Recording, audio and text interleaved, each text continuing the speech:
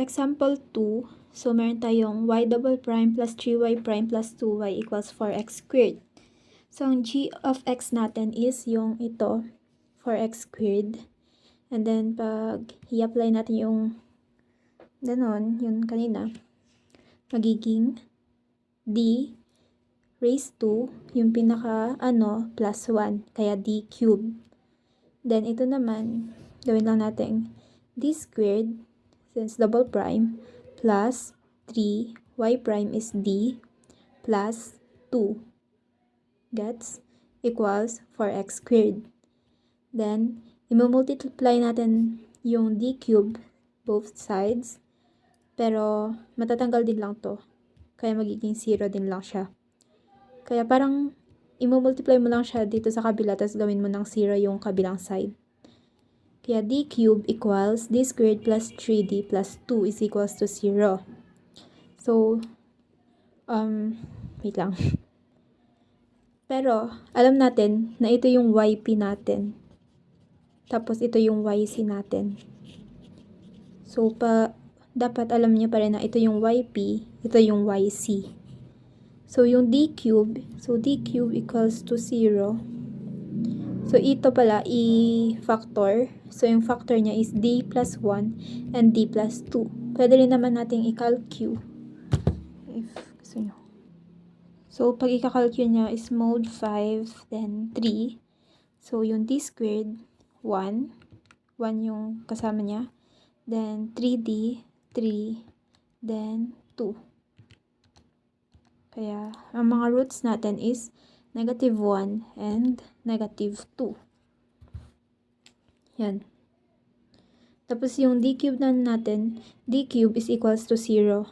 So, ibig sabihin, d1, d2, d3 is equals to 0. If d raised to 4 naman to, then d1 equals d2 equals d3 equals d4 is equals to 0. Yan. Kaya, bayan nyo na yun. Basta yun yung yp natin.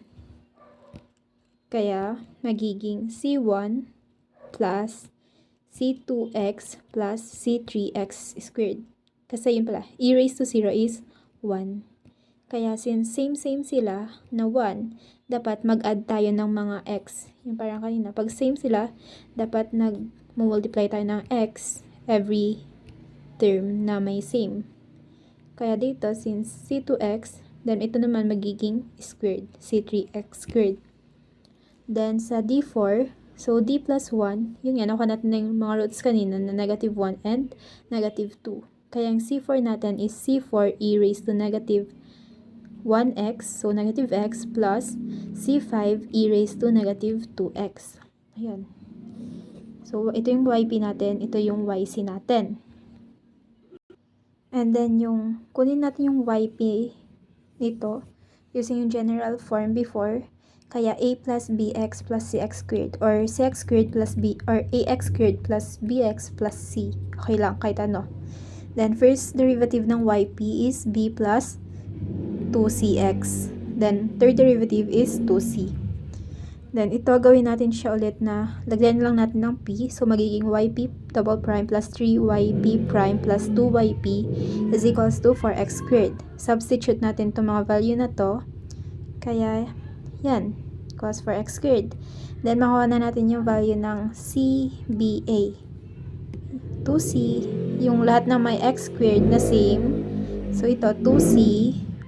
Then, sa kabila naman is 4. Kaya, C equals 4 divided by 2, 2. Then, lahat naman ng may kasamang x, which is 6C plus 2B equals, dito sa kabila, walang x, so 0.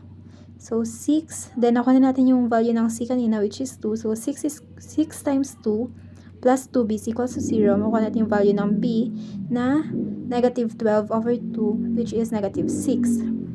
Then, sa constant naman, meron tayong 2c plus 3b plus 2a.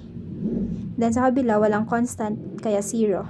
Then, makuha natin yung value ng a by substituting the value of c and b, which is magiging 7. Then, balik tayo ulit sa formula natin.